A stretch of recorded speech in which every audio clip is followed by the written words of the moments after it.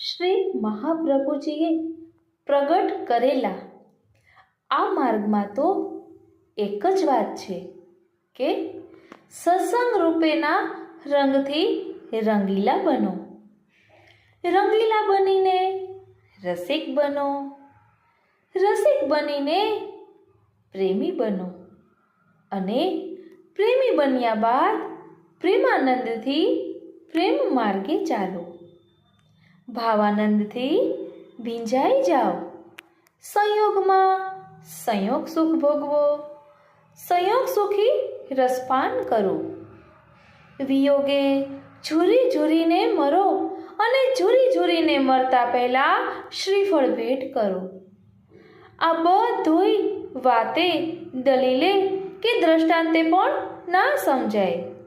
વળી ગમે તેટલા સાધનો કે પ્રયત્નો કરો તો પણ તે ન સમજાય તો ના જ સમજાય.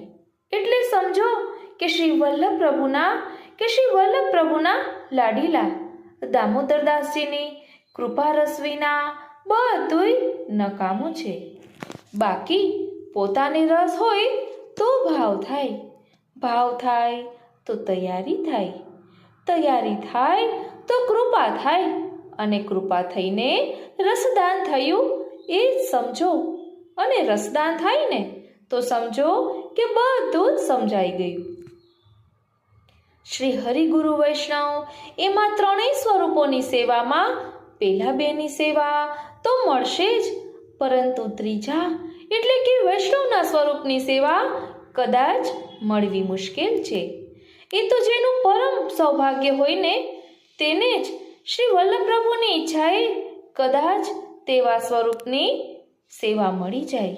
તો વિવેક રાખીને તન મન અને ધનથી સેવા ટેલ કરવાનું ચૂકવું નહીં.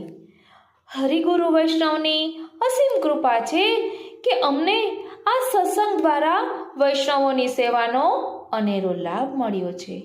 માટે આપના આત્મીયજનો સુધી મનાતુરી સત્સંગને પહોંચાડવા મદદરૂપ થશો.